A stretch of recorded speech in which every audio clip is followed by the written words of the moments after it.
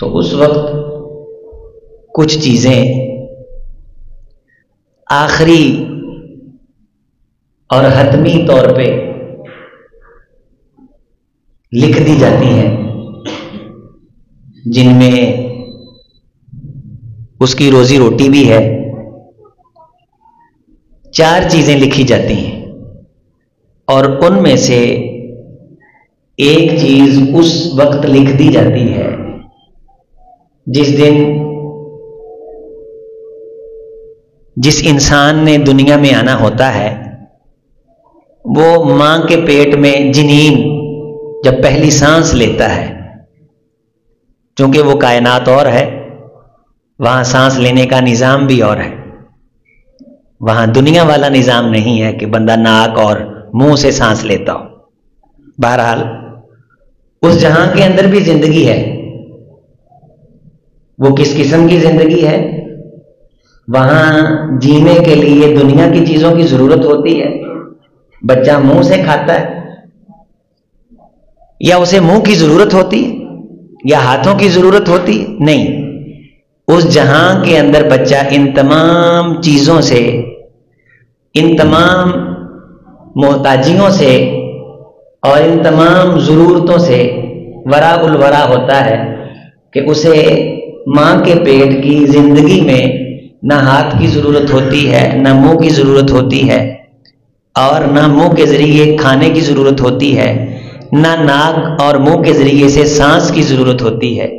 بلکہ ڈاکٹر یہ تو کہتے ہیں کہ اگر بچہ ناک سے سانس لے لے تو بچے کی موت واقع ہو سکتی ہے۔ اس لیے پہلی سانس بچہ زمین پہ آ کے ماں کے پیٹ والی کائنات سے باہر آ کے پہلی سانس لیتا ہے، اور پہلی دفعہ پھیپھڑے اس کے کام کرتے ہیں۔ اس لیے بہت جلد اس کی علائشوں کو اس سے صاف کیا جاتا ہے، اس کے منہ سے علائشوں کو نکالا جاتا ہے، اس کے منہ سے علائشوں کو نکالا جاتا ہے۔ جو چیزیں اس کی پیٹ کے اندر زندگی کی ضرورت ہوتی ہیں، دنیا کی زندگی میں وہ علائشیں ہوتی ہیں۔ اسی طرح جو یہاں ہماری دنیا کی زندگی کی ضرورتیں ہیں، یہ آخرت کی زندگی کی علائشیں ہیں۔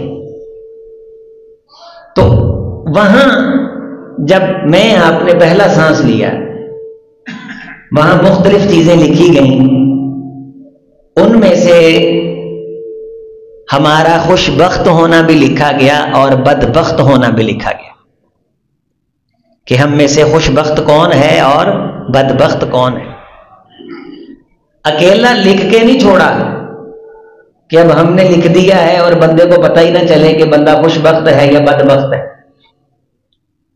قرآن مجید میں اور حضور نبی کائنات علیہ السلام نے اعلادوں ہاں کی ہے نا مسئلہ اے چلاؤ مسیتاں پوریاں اسی بھابی بنا لینے ہیں، ساڈا سپیکر دا مسئلہ حل نہیں۔ ایک اوپر لگے سپیکر ہے، اینو لا دو بھائی، یہ ایکو بند کر، یہ آواز ہولی کر، تینوں لیکچر داں کہ لوگوں جمعہ پڑھاواں میں۔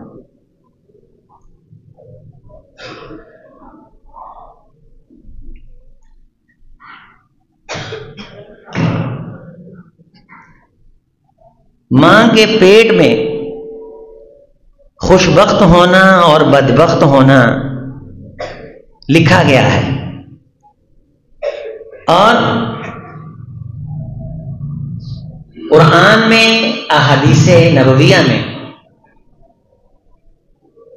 اللہ نے خوش بخت اور تسی اوتھے رہو، اتوں سیٹ کرو، تسی ادھر نہ ہو۔ رسول اللہ صلی اللہ علیہ وسلم نے اپنی احادیث میں اور قرآن مجید میں اللہ نے یہ واضح کیا ہے کہ خوش بخت کون ہے اور بدبخت کون ہے، یہ بتایا۔ اور انسان کو یہ عقل دی ہے کہ وہ اپنے آپ کو قرآن کے ضابطے پہ پیش کرے، اور قرآن نے خوش بخت انسان کی جو نشانیاں بیان کی ہیں، حضور نبی کائنات نے خوش قسمت انسان کی جو نشانیاں بیان کی ہیں، اگر وہ نشانیاں اس میں ہیں تو خود کو خوش قسمت سمجھے، اور جو نشانیاں بدبخت انسان کی بیان ہوئی ہیں، اگر وہ نشانیاں اس میں ہیں تو پھر یہ سمجھ لے کہ وہ بدبخت آدمی ہے، یہ نہ کہے کہ اللہ مجھے بخش دے گا اور قیامت کے دن اللہ مجھے خوش بخت انسانوں میں سے کر دے گا، کسی بھول اور کسی مغالطے میں نہ رہے۔ اللہ نے، اللہ کے رسول نے ایک ایک چیز کھول کے بیان کر دی، ڈیٹیل سے، تفصیل سے، اور کسی قسم کی اس میں جھول نہیں رکھی، کسی قسم کا ابہام نہیں رکھا۔ ایک بات بنیاد میں سن لو، اپنے خوش بخت اور بدبخت ہونے کی نہ کرنا، یہ بھی قرآن و حدیث میں بدبخت ہونے کی نشانی ہے، کہ کوئی بندہ اپنے بارے سوچے ہی نہ کہ اچھا ہوں، کوئی انسان اپنے بارے نہ کرے میں نیک ہوں بد ہوں، کوئی بندہ اپنے بارے توجہ ہی نہ کرے میں فاسق ہوں یا صاحب ایمان ہوں۔ جو انسان اس توجہ سے محروم ہے، قرآن و حدیث کی سینکڑوں دلیلوں کی روشنی میں یہ اس بندے کے بدبخت ہونے کی نشانی، یہ بڑا بدنصیب آدمی، اجڑا ہوا آدمی، نقصان میں جانے والا آدمی کہ غور ہی نہیں کر رہا کہ میں خوش بخت ہوں کہ بدبخت ہوں، میں اچھا ہوں کہ برا ہوں، میں صحیح ہوں کہ غلط ہوں۔ اللہ اور اس کے رسول کے فرمودات کی روشنی میں یہ جو زندگی گزار رہا ہوں، یہ انسانوں والی ہے کہ حیوانوں والی ہے؟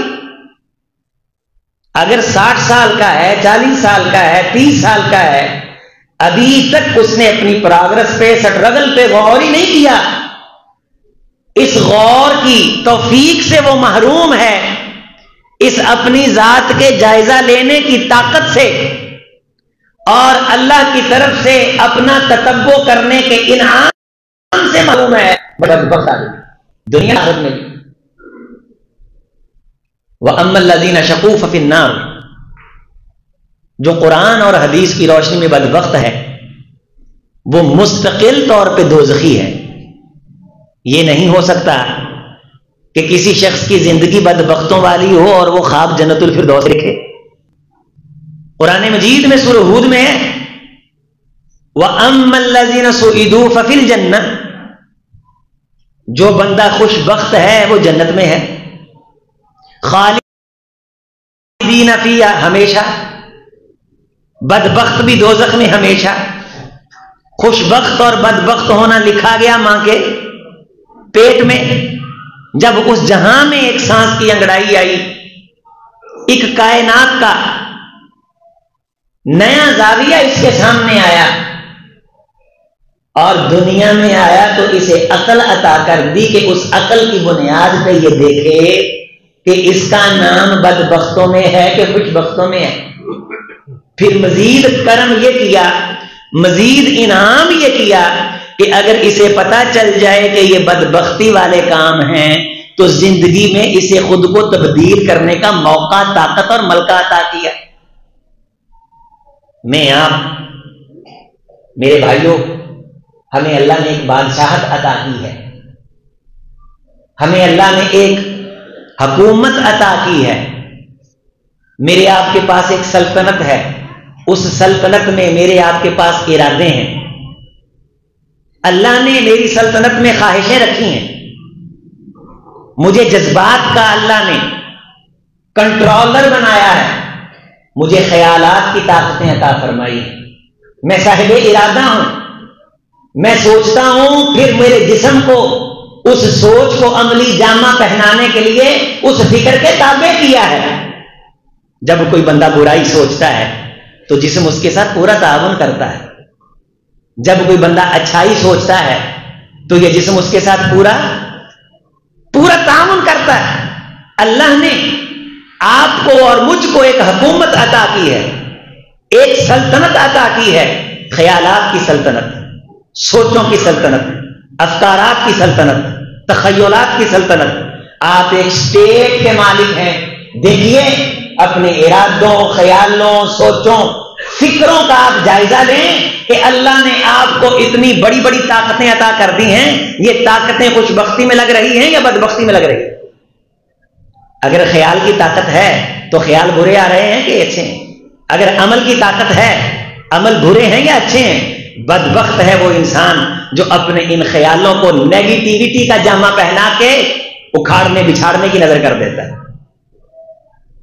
حضور کا ارشاد ہے کہ جب اللہ کسی انسان سے برائی کا ارادہ کرتے ہیں تو اسے بے مقصدیت میں الجھا دیتے ہیں. بیگانوں کی لڑائی کو اس کی لڑائی بنا دیتے ہیں. اللہ اچھے اہداف سے اس کی سوچ ہٹا کر کے اسے فضول اور ردی قسم کے اہداف میں لگا دیتے ہیں. وہ جس فتح کو فتح سمجھ رہا ہوتا ہے وہ اس کی فتح نہیں ہوتی. وہ جس شکست کو شکست سمجھ رہا ہوتا ہے وہ شکست اس کی شکست نہیں ہوتی. تو ارادوں, خیالوں, سوچوں, فکروں کا بادشاہ ہے. اپنی سلطنت کا جائزہ لے. تجھے اللہ نے کتنی خوبصورت حکمرانی عطا کی. بڑا خوش نصیب آدمی جس کا خیالوں پہ کنٹرول, جس کا ارادوں پہ کنٹرول, جس کا سوچوں پہ کنٹرول. نیگیٹو آئی تو رد کر دی, پوزیٹو آئی تو قبول کر لی. اٹھنے کو جی چاہا تو اٹھ پڑا. بولنے لگا جھوٹ, اندر سے آواز آئی جھوٹ ہے. یہ کیسا خوبصورت حکمران ہے, اسے طاقت عطا کی. جھوٹ اس نے نہیں بولا, اس کا خیالات پہ کنٹرول ہے, اس کا ارادوں پہ کنٹرول ہے. یہ میری امت کا خوش بخت انسان. سبعۃ یظلھم اللہ فی ظلہ یوم لا ظل الا ظلہ رجل قلبہ معلق بالمساجد. دل کے ارادوں کو جس نے مسجد سے جوڑا عرش کا سایہ پائے گا. نوجوان تھا, ایک خوبصورت عورت نے برائی کی دعوت دی. ارادے تھے لیکن اسے پتا چلا کہ یہ ارادے میری ملکیت ہیں. میں ارادوں کی ملکیت نہیں ہوں, میں ارادوں کو کنٹرول کروں گا. ارادے مجھے کنٹرول. مسئلہ یہ ہے میں آپ کو ارادے کنٹرول کر رہے ہیں, خیال کنٹرول کر رہے ہیں. خوش بخت وہ ہے جو خیالوں کو کنٹرول کرے, جو ارادوں کو کنٹرول کرے. آج میں اس جامع مسجد فردوس کے ممبر سے تجھے زندگی نکھارنے کا ایک اصول بتا رہا ہوں. میں آپ کے سامنے کائنات کا ایک اہم راز رکھ رہا ہوں. اگر آپ کو اپنی زبان پہ کنٹرول ہے, اگر آپ کو آپ کے غصے پہ کنٹرول ہے, اگر آپ کو اپنے ارادے اور خیال پہ کنٹرول ہے, یقین مانیے آپ بہت بڑے بادشاہ ہیں, آپ بہت بڑے لیڈر ہیں, آپ بہت بڑے قائد ہیں. آپ دنیا کے خوش قسمت انسان ہیں اگر آپ کو اپنی مملکت پہ پورا کنٹرول. اور وہ مملکت ہے بولوں کی, خیالوں کی, ارادوں کی, سوچوں کی, فکروں کی. جس سے رب برائی کا ارادہ رکھے اسے بے مقصدیت میں الجھا دے, اور جس سے اللہ خیر کا ارادہ رکھے اس کے ارادوں کو اس کا معاون بنا کے اس کی زندگی کے مقصد کو سنوار دے. من یرید اللہ بہ خیرا یفقہہ فی الدین. بندے کے خوش نصیب ہونے کی ایک نشانی یہ بھی ہے کہ جب اللہ کسی بندے کو پسند کرتے ہیں اور اس کا نام خوش نصیبوں میں لکھتے ہیں تو اسے پھر دین کی باتوں کی سمجھ آنے لگ جاتی ہے, اسے قرآن کی سمجھ آنے لگ جاتی ہے, اسے حضور کی حدیث کی سمجھ آنے لگ جاتی. اگر آپ کو سمجھ نہیں آتی اور سمجھنے کی آپ کوشش بھی نہیں کرتے تو کم از کم اس خیال کو تو دل میں جگہ دیں کہ یہ بدبختی ہے. اتنا تو فیصلہ کر لیں, آپ نے پچھلی زندگی میں بچوں کا سوچا, بچوں کی سمجھ آ گئی, کہ یہ بچہ یہ کام کر سکتا ہے، مکان کی سمجھ آ گئی کہ کس علاقے میں بنانا چاہیے، زندگی گزارنے کی تجھے ساری سمجھ آ گئی، گاڑی چلانے کی بھی سمجھ آ گئی کہ یہاں سپیڈ اتنے پہ کرنی، یہاں اتنے پہ کرنی، نہیں تجھے سمجھ آئی تو دین کی نہیں آئی۔ دنیا کے ہر ذرے کو سمجھنے کی طاقت، صلاحیت تیرے پاس ہو، یہ تیرے خوش نصیب ہونے کی نشانی نہیں ہے۔ تیرے خوش نصیب ہونے کی نشانی یہ ہے کہ بندہ کہے قال اللہ تجھے سمجھ آئے، بندہ کہے قال رسول اللہ تجھے سمجھ آئے۔ السعید من سعید فی بطن امی، قرآن مجید جس انسان کو سعادت مند کہتا ہے، وہ خوبیاں اگر کسی بندے میں ہیں تو یہ اس دن سے خوش نصیب ہے جس دن سے اس نے ماں کے پیٹ میں ایک نئی زندگی کا آغاز کیا تھا۔ اور خدا نہ خواستہ ارادے اور خیالات برے ہیں، نیگیٹیویٹی ہے اور بہت ہے، اور اس کا اظہار ہم کرتے رہتے ہیں، اس کا موقع نہیں ہم جانے دیتے، کسی کی برائی ڈھونڈتے ہیں اور پھر اس کو رسوا کرتے ہیں، اپنے تقوی کی دھاک بٹھانے کے لیے موقع کی تلاش میں رہتے ہیں۔ ہم بندہ کا بندہ دیکھ کے تسبیح گھماتے ہیں، ڈائلاگ بھی ہم بندوں کو دیکھ کے بولتے ہیں۔ یہ میرے دل کے خیال، میرے ارادے مجھے بتاتے ہیں کہ یہ تو کام کیوں کر رہا ہے، دکھانے کے لیے، شاباش کے لیے، نمود کے لیے، یا اپنے اندر کے حسد اور بغض کے لیے، لیکن لبادہ اسے اڑا دیتا ہے تو دین کا، اسے تقاضا سمجھتا ہے شریعت کا، جبکہ تیرا اپنا ذاتی مسئلہ ہوتا ہے۔ ہمیں جب کوئی بندہ پسند نہیں نہ ہوتا، اب اسے ڈائریکٹ نہیں کہتے کہ تو مجھے پسند نہیں ہے، ہم اس کی برائی اسلام کے کسی کھاتے میں ڈالتے ہیں، او بھائی تیرا یہ مسئلہ اسلام کے خلاف ہے، تیرا یہ مسئلہ دین کے خلاف ہے۔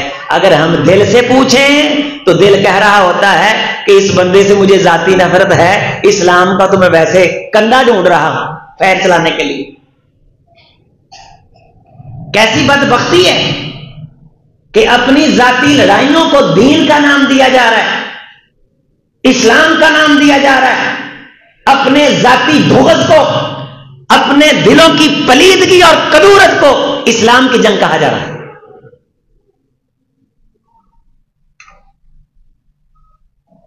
اقبال نے کہا تھا گزر جا عقل سے آگے کے لیے نور، چراغ راہ ہے منزل نہیں۔ تو عقل کے فیصلوں پہ ٹھہر گیا ہے، لیکن دل سے بھی پوچھ تیرا دل تجھے کیا کہتا ہے۔ فقط ایک نگاہ پہ ٹھہرا ہے فیصلہ دل کا، تیرے اندر اللہ نے خوش بختی اور بدبختی کے پیچھے آنے والی آوازیں کوتوال کو سونپ رکھی ہیں۔ تیرا کوتوال تجھے اندر سے آواز دیتا ہے کہ یہ کام ٹھیک نہیں ہے۔ قرآن کے بولنے سے پہلے، حدیث کے بولنے سے پہلے تیرا ضمیر، تیری سوچ، تیرا فکر یہ تجھے بتاتا ہے۔ میرے عزیزوں، میرے دوستوں، میں آپ کو پہلے اپنی ذات کو پھر آپ کو نصیحت کر رہا ہوں کہ آپ اس بات کو ایک لمحے کے لیے چھوڑیں کہ آپ کیا ہیں، آپ کا سٹیٹس کیا ہے۔ سر دست آپ میری اس بات کی طرف آئیں کہ قرآن جسے خوش بخت کہتا ہے میں وہ ہوں کہ نہیں، حدیث جسے خوش بخت کہتی ہے میں وہ ہوں کہ نہیں، قرآن جسے بدبخت کہتا ہے کہیں میں وہ تو نہیں، حدیث جسے بدبخت کہتی ہے کہیں میں وہ تو نہیں۔ رسول رحمت علیہ السلام کی بڑی خوبصورت ایک حدیث ہے جس میں رحمت کائنات علیہ السلام نے 4 چیزیں متعین کر کے فرمایا کہ جس بندے کو اللہ نے یہ دی ہیں وہ بندہ بھی خوش قسمت ہی انسان ہے۔ اس میں ایک لفظ آتا ہے بڑا خوبصورت، حضور علیہ السلام کا ارشاد ہے کہ جس بندے کو اللہ البیت الصالح نیک گھر دے دے، البیت الواسع، اللہ جس بندے کو کشادہ گھر دے دے۔ اب کشادہ گھر سے مراد یہاں 2 مرلے کے بعد 10 مرلے کا گھر نہیں ہے، البیت الصالح، البیت الواسع۔ اگر اس چیز کو دیکھیں تو رسول اللہ صلی اللہ علیہ وسلم کا گھر جو ہے اس کا ٹوٹل رقبہ ماپیں وہ تو 2 مرلے بھی نہیں بنتا، لیکن ربع زمین کا سب سے بڑا گھر وہ ہے۔ البیت الواسع،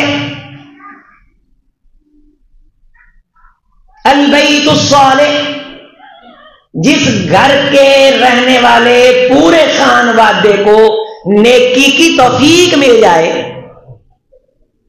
جن گھر والوں کی ترجیحات میں نیکی آ جائے،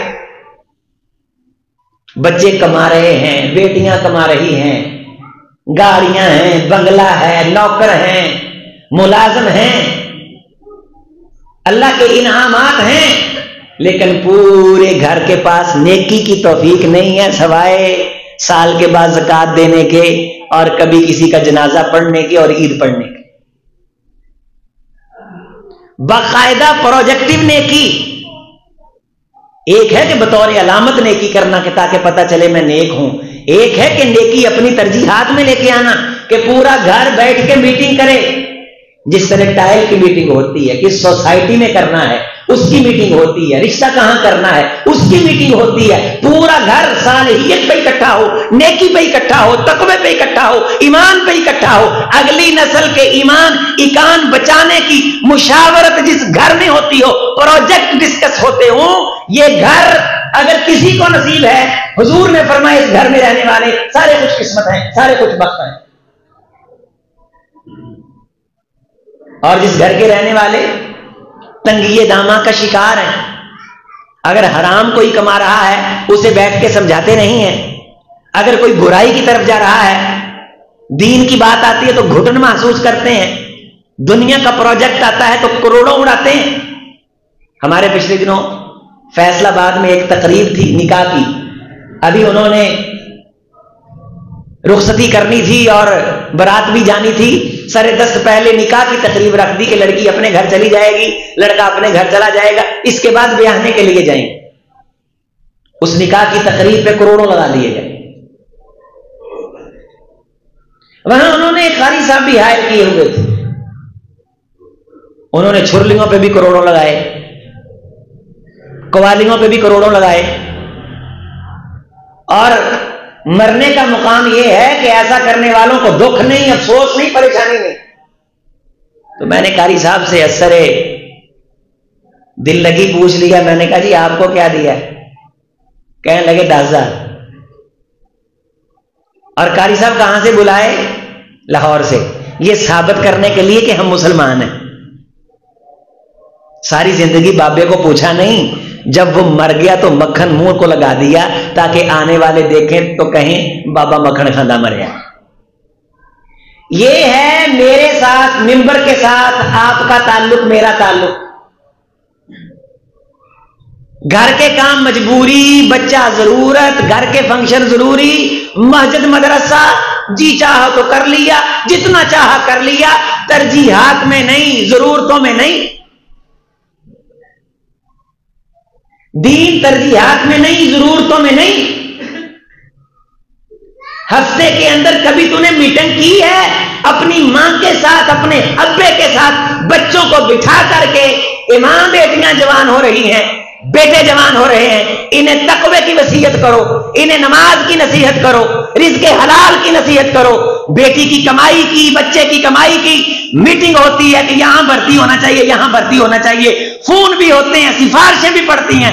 بدبختی کی انتہا ہے، دین ایمان کی حمیت نہیں، غیرت نام تھا جس کا گئی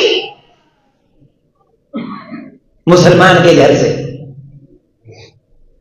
اور ہم نے یہ ٹمپریری سا نمازیں پڑھنا اور کبھی کبھار مسجد میں آ جانا، جی چاہا تو جمعہ پڑھ لینا، اسے ہی سارا اسلام سمجھ رکھا ہے۔ رسول اللہ صلی اللہ علیہ وسلم نے فرمایا کہ اللہ کے نزدیک محبوب ترین آدمی وہ ہے، خوش بخت آدمی وہ ہے، خوش نصیب آدمی وہ ہے جس بندے کے اخلاق اچھے ہوتے ہیں۔ اب اخلاق کا مطلب کیا ہے؟ ہنسنا، مسکرا کے ملنا، اکیلا یہ مراد ہے؟ اخلاق کا مطلب ہے عادتیں، اخلاق کا مطلب ہے رویے، اخلاق کا مطلب ہے حرکتیں، اخلاق کا مطلب ہے کردار۔ ایک انسان فجر کے بعد اٹھتا ہے، بری عادت ہے، بدخلق آدمی، گھر کے اندر بہرے جوان ہیں، ٹائٹ لباس پہن کے پھرتا ہے، برا آدمی ہے، برا اخلاق ہے۔ برسر وزن سگریٹ پی کے لوگوں کے منہ پہ دھواں مارتا ہے، برا آدمی ہے، بری عادت ہے، برا اخلاق ہے، رستے میں جاتا سرے عام تھوکتا ہے، حیوانوں کی طرح جس مرضی دیوار کے ساتھ بیٹھتا ہے، پیشاب کرتا ہے، داڑھی منڈواتا ہے، شرم نہیں، حیا نہیں، بری عادت، برا اخلاق ہے۔ اللہ جس بندے کے ساتھ شر کا ارادہ کرے اس کے اخلاق برے کر دیتا ہے، جس بندے کے ساتھ اللہ اچھا ارادہ کر لے، خوش بخت بنانے کا ارادہ کر لے، اللہ اس کے اخلاق اچھے کر دیتا ہے۔ اگر تیری عادتیں اچھی، تیرے اخلاق اچھے، تیرے اخلاق اچھے تو تو خوش بخت انسان ہے۔ اگر تیری عادتیں بری ہیں، یہ نشانی ہے کہ تیرے اخلاق برے ہیں، اور اگر اخلاق برے ہیں تو حضور کا ارشاد ہے کہ جو بدخلق آدمی ہے القیامت کے دن دوزخ کی تھا گہرائیوں میں تو جا سکتا ہے، جنت کے قریب نہیں پھٹک سکتا۔ عزیزو، میرے دوستو، اپنی عادتوں کا جائزہ لو۔ عادتیں ہیں کہ ایک تو بری ہیں اور دوسرا اندر کا کوتوال بھی ساتھ رل گیا ہے، وہ بری عادت کو برا نہیں کہتا، اور اگر ہمیں کوئی بتا دے تو ہم اسے قبول کرنے کے لیے تیار نہیں ہوتے، اور اگلے بندے کو ہم کہتے ہیں کہ تو اپنی حرکتوں کا جائزہ لے۔ سیدہ عائشہ رضی اللہ تعالیٰ عنہ فرماتی ہیں کہ جب کوئی انسان کسی کو کہے کہ تیرے اندر یہ خرابی ہے، اس کی اصلاح کر، اور وہ آگے سے کہے کہ تو اپنی اصلاح کر، ہماری ٹینشن نہ لے، یہ اس بندے کے بدبخت ہونے کی نشانی ہے، یہ اس بندے کے منحوس ہونے کی نشانی۔ نصیحت تو جتنی ہو جائے کم ہے، خیر کی طرف جتنا بلایا جائے کم ہے، مجھے میری برائی پہ جتنا انفارم کیا جائے کم ہے۔ ہر وہ شخص جو مجھے میری برائی پہ آگاہ کرے میرا محسن ہے، میرا خیر خواہ ہے، لیکن میری برائی کے نام پہ اپنے دل کے کینے نکالتا پھرے، اس بندے سے کمینہ بندہ بھی کوئی نہیں۔ یہ سن لو، کیا حسن نے سمجھا ہے، کیا عشق نے جانا ہے، ہم خاک نشینوں کی ٹھوکر میں زمانہ ہے۔ ہم سارے رل مل کے نا اسلام کو کانا کیے پھرتے ہیں، مولوی کو کانا کیے پھرتے ہیں کہ ساڈا اسلام تے احسان ہے، اسی نماز پڑھتے ہیں، ساڈا مسیح تے احسان ہے، اسی کو 4 آنے چندہ دینے ہیں، ہمارا احسان ہے۔ یہ جو احسان والی اندر خیال اور سوچ اور فکر ہے، یہ بری فکر ہے، یہ بدبختی کی نشانی۔ ابن قیم رحمۃ اللہ علیہ کیا خوبصورت بات لکھتے، فرماتے ہیں کہ خوش قسمت انسان کی چند نشانیاں، یہ نوٹ کر لیں۔ فرماتے ہیں کہ جب اللہ اسے علم سے نوازے گا تو خوش بخت ہونے کی نشانی یہ ہے کہ اس میں ساتھ عاجزی بھی آ جائے گی۔ یہاں علم آتا ہے تو فرعون بن جاتے ہیں، علم آ جاتا ہے تو ساری کائنات کو جاہل سمجھتے ہیں، خود خدا بن بیٹھتے۔ فرماتے ہیں خوش بخت انسان کو جب اللہ علم دیتے ہیں تو اس میں عاجزی آ جاتی ہے، اور اللہ عمل دیتے ہیں تو اس میں خوف آ جاتا ہے، ڈر آ جاتا ہے۔ جتنا عمل بڑھتا جائے گا اتنا دل میں یار میری نیکی ضائع نہ ہو جائے، میرا عمل، اور یہاں اشتہار پہ لکھتے ہیں عالم با عمل، میں نے کہا عالم بے عمل بھی ہوتے ہیں، یعنی عمل اتنا کم ہو گیا ہے کہ اب لکھ کے پہچان کروانی پڑتی ہے کہ یہ عالم صاحب جو ہیں یہ با عمل ہے۔ آپ اندازہ فرما لیں، حضور اشتہاروں پہ لکھا جا رہا ہے عالم با عمل، جبکہ قرآن یہ کہتا ہے ایمان وہ جو عمل کے ساتھ ہو، الا الذین آمنوا وعملوا۔ اگر کسی بندے کے پاس عمل نہیں تو ایمان ہی نہیں، تو لکھنا یہ چاہیے صاحب ایمان با عمل۔ تو جو بندہ بھی ایمان والا ہے وہ کیا ہے؟ با عمل ہے۔ اب یہ عالم با عمل کی اصلاح، یہ اصطلاح کہاں سے آ گئی؟ مجھ فقیر کو اللہ نے توفیق بخشی، میں نے الحمدللہ آواز اٹھائی، میں نے جلسوں میں آواز اٹھائی، اور جن لوگوں کے ساتھ عالم با عمل لکھا جاتا تھا حضور میں نے ان کی موجودگی میں آواز اٹھائی۔ یہ میں نے کہا کیا تماشا بنا رکھا ہے، اب عمل کا بھی بتانا پڑے گا کہ یہ بندہ عمل کرتا ہے۔ عمل کوئی انہونی چیز ہے، عمل تو ہر بندے سے مطلوب۔ الا الذین آمنوا وعملوا من کان یرجو لقاء ربہ فلیعمل عملا، جو رب سے ملاقات کا ارادہ رکھتا ہے اس کی زندگی میں عمل ہوتے ہیں، اس کی زندگی میں نیک عمل ہوتے ہیں، اس کی زندگی میں نیک کاوشیں ہوتی ہیں، اس کی جہود نیک ہوتی ہیں، خیر کے کام اس کی زندگی میں زیادہ ہوتے ہیں۔ ذرا ڈھونڈو، جائزہ لو، آپ نے کتنے خیر کے کام کیے ہیں، یا ساری زندگی ہوگی ساڑی پھک رہے ہیں، نیگیٹیوٹی یہ ٹانگیں کھینچ رہے ہیں۔ کتنا قابل ترس ہے وہ آدمی کہ جسے اللہ نے عقل بھی دی ہو، جسے اللہ نے فہم بھی دیا ہو، اور اللہ اسے لوگوں کی ٹانگیں کھینچنے پہ لگا دے. کتنا مظلوم آدمی، کتنا قابل ترس آدمی کہ جسے اللہ اس بے مقصدیت میں الجھا دے. اللہ ہر ایسے شر سے مجھ آپ کو محفوظ رکھے. میرے دوستو، اگر کسی نے منگنی کی تاریخ آپ سے پوچھ کے نہیں رکھی، آپ اسے لڑائی کیوں بنا رہے ہیں؟ آپ کے پاس اتنا ہی وقت ہے کہ اس لڑائی کو آپ کر لیں. اگر کوئی ملنے آیا آپ کی بہن کو، آپ کے گھر نہیں آیا، آپ 15 منٹ لڑائی کے لیے کیسے نکال لیتے ہیں؟ نہیں آیا تو کوئی مسئلہ نہیں، کار آیا، اما جایا، باہر پھرے، لوگ پر آیا. بے مقصد لڑائیوں کو کیوں کھینچ کے لے آتے؟ اگر کسی بندے نے آپ کو اگنور کیا ہوا ہے، آپ راتوں کو کیوں جل کے اپنے وقت کو اس بے مقصدیت میں الجھا رہے ہو؟ آپ بھی اگنور کر دو، ٹٹ فار ٹیٹ. کسی بندے نے ایک بار آپ کو گالی نکال دی ہے، 10 سال ہو گئے آپ سڑ رہے ہیں، آپ کے پاس اتنا ہی وقت ہے کہ اس بے مقصدیت میں زندگی کے ان قیمتی لمحات کو آپ جلاتے چلے جا رہے ہیں. اتنے ہی فارغ ہو کہ لوگوں کی جنجوں کے تبصرے کرتے کرتے زندگیاں بیت گئیں، لوگوں کے کاروباروں پہ تبصرے کرتے کرتے زندگیاں بیت گئیں. بے مقصدیت تمہاری گفتگو میں، تمہارے گھر میں، خانوادے میں، قوم قبیلے میں، تو یہ بے مقصدیت میں الجھ جانا یہ بدبخت ہونے کی نشانی.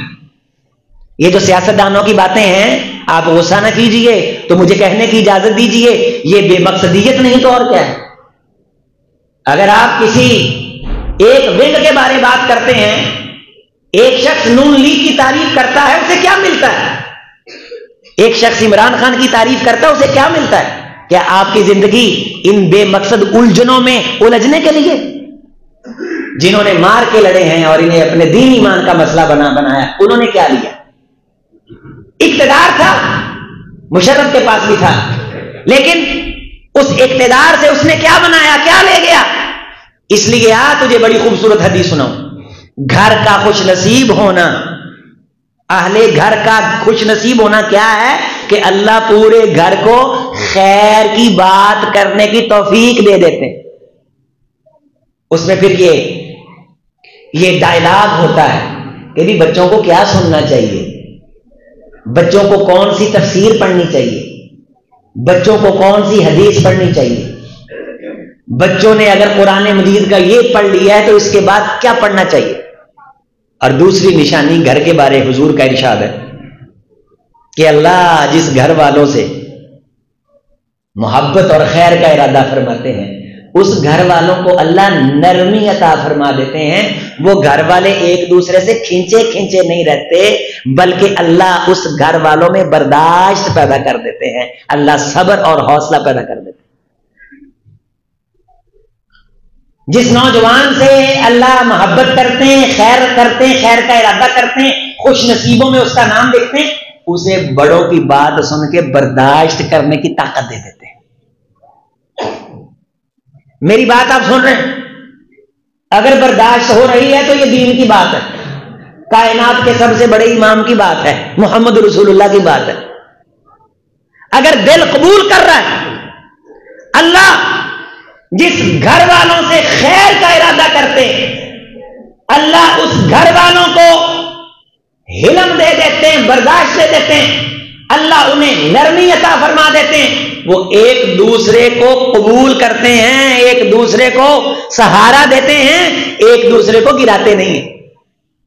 یہاں سانجی زمین ہے، سگے بھائیوں کے کیس لگے ہوئے، ماں باپ ہے، لڑائیاں ہیں، ایک کہتا تم رکھو، دوسرا کہتا تم رکھو. ایک درخت ہے، لڑائیاں ہیں، ایک کہتا میری زمین میں، دوسرا کہتا میری زمین میں. اور رب جب کسی سے خیر کا ارادہ کرتے ہیں، اللہ اسے کھینچنے والوں سے نکال کے نوازنے والوں کی صف میں لے جاتے ہیں. تو ابن قیم رحمۃ اللہ علیہ نے فرمایا کہ اللہ جس بندے سے خوش بختی کا ارادہ کرتے ہیں، خوش قسمتوں میں اس کا نام لکھتے ہیں، تو اللہ اسے علم دیتے ہیں تو عاجزی دے دیتے ہیں، عمل دیتے ہیں تو ساتھ خوف کی دولت دے دیتے ہیں. اللہ اسے روپیہ دیتے ہیں تو اسے غریب پرور بنا دیتے ہیں. وہ غریبوں کو ڈھونڈتا ہے، اس کی محفلوں میں غریب نظر آئیں. اللہ اسے جوانی دیتے ہیں تو اس جوانی پہ رب کے خوش ہونے کی نشانی یہ ہے کہ اللہ رات کو اٹھنے کی طاقتیں عطا کر دیتے ہیں. اگر جم پہ جانے کی طاقت ہے، یہ موڈے چھوٹے، یہ دوڑے، یہ بنا کے فضول جگہ بن کے پھرنے کی توفیق ہے، رات کو مسلح پہ آنے کی توفیق نہیں۔ جوانی تو مل گئی ہے لیکن یہ جوانی کچھ نصیبوں والی جوانی نہیں۔ ان اللہ یعجب، ان اللہ یعجب، مسند احمد میں یعجب الشاب لیست لہ صبوہ، ایسا نوجوان جس کے خیالوں میں پختگی ہو، صبوہ، اور ان خیالوں میں آوارگی نہ ہو۔ صبوہ کے معنی کیا ہیں؟ آوارگی نہ ہو، فحش رویے نہ ہو، اس کی زندگی کے کسی زاویے سے فحاشی نہ ٹپکتی ہو، اس کے ڈائلاگ سے تہذیب، تمدن۔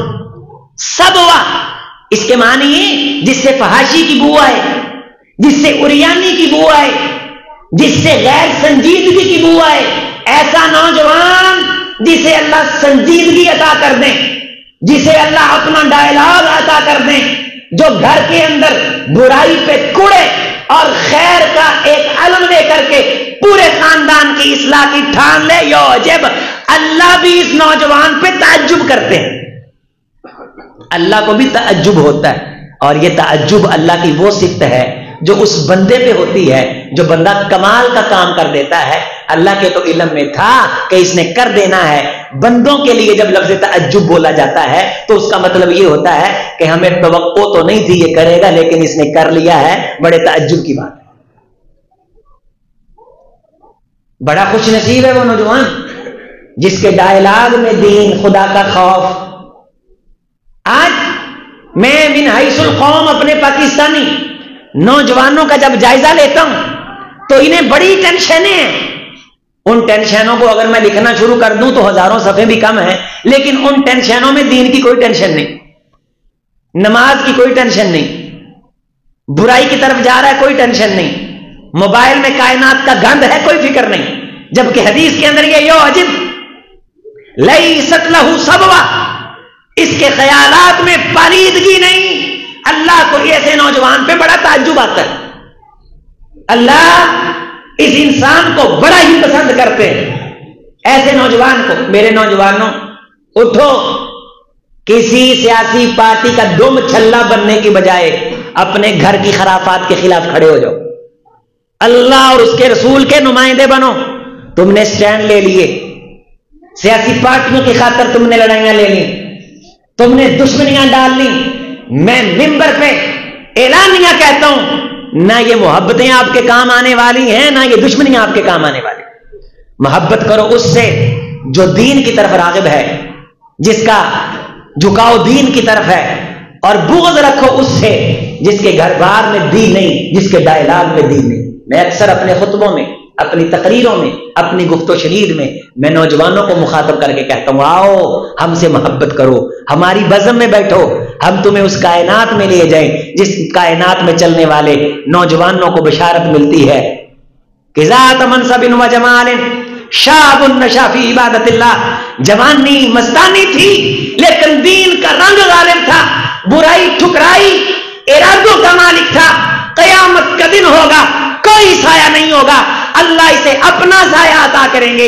اس حدیث کے اندر عرش کا ذکر نہیں ہے، الیوم اذلہم فی ذلی یوم لا ذل الا ذلی، آج کوئی سایہ نہیں سوائے میرے سائے کے۔ اے نوجوان، در جوانی توبہ کر، در شیوہ پیغمبری، تو سیاسی پارٹیوں کا دم چھلا نہیں بلکہ نیند کا، دین کا نمائندہ بن کے آیا۔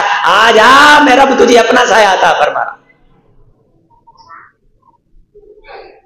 میں نے قاری یونس عزیزی صاحب سے کہا تھا، میں نے کہا قاری صاحب اس علاقے میں جا کے بیٹھ جاؤ، باہر کے خواب دیکھنے چھوڑ دو، تم مجھ سے زیادہ لائق نہیں ہو کہ تم باہر جانے کے خواب دیکھ رہے ہو۔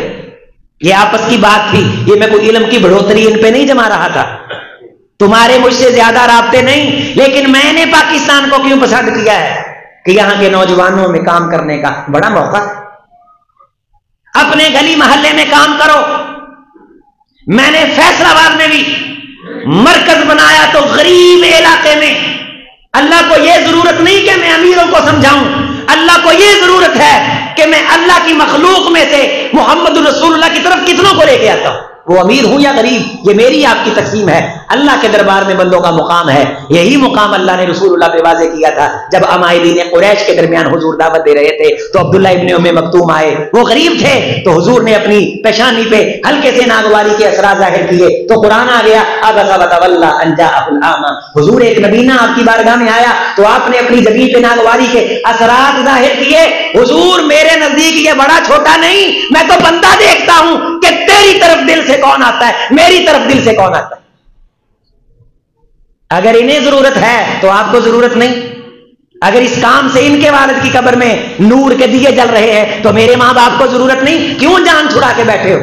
تھے تو وہ آبا تمہارے ہی، مگر تم کیا ہو؟ ہاتھ پہ ہاتھ دھرے منتظر فردا ہو، ایک تو دیتے نہیں، دوسرا کہتے جی گرانڈیں لگی ہوئی ہیں، ڈھونڈو بھی بندہ کون گرانڈے دیتا۔ میں بزنس مینوں کی ایک میٹنگ میں تھا، ایک میرا ساتھی کہنے لگا او جی لوگ کاری صاحب بڑے پیسے دیتے ہیں۔ میں کہا تو بھی تو لوگ ہے، تو کتنے دیتا ہے؟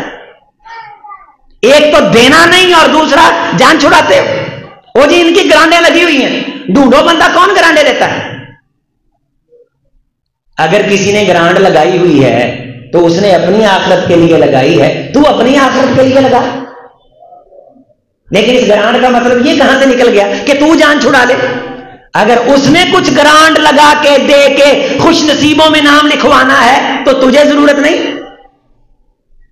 تیری قبر اندھیری نہیں، تجھے آخرت میں چراغوں کی ضرورت نہیں۔ سارا دن صبح و شام اولاد کی معیشت کے لیے پریشان، اولاد کے خیال کے لیے پریشان۔ ابن قیم نے لکھا اللہ جس بندے کو لمبی زندگی عطا کر دیں اس کے خوش نصیب ہونے کی نشانی یہ ہے اللہ اس کے دل سے دنیا کی محبت کو نکال لیتے۔ لیکن ہماری عمر بھی بڑھتی جا رہی ہے اور دنیا کی محبت میں اضافے بھی ہوتے چلے جا رہے ہیں۔ ماذا ذئبان جائعان اذا ارسلا فی الغنم، فرمایا دو بھوکے بیڑیے اگر بکریوں کے ریوڑ میں چھوڑ دیے جائیں، یہ دو بھوکے بیڑیے بکریوں کے ریوڑ میں بکریوں کا اتنا نقصان نہیں کرتے جتنی ہرس انسان کے دین اور ایمان کا نقصان کرتی ہے، اور یہ ہرس ہے کہ ختم ہونے کا نام نہیں لیتی، اور آخر اللہ جو فتراب انسان کے منہ کو قبر کی مٹی بھرتی۔ آج سے 3-4 ہفتے پہلے کا ایک درس ہے، اس میں ہمارے فیصلہ آباد کے ایک بزنس مین ٹھیک ٹھاک ہیں، ہولی سولی، میں نے انہیں مخاطب کر کے کہا تھا، ریکارڈ ہے، میں نے کہا جی صاحب آپ اپنی اولاد کے لیے مرتے جا رہے ہیں لیکن تیسرے دن تمہاری اولاد دکانوں پہ بیٹھی ہوگی،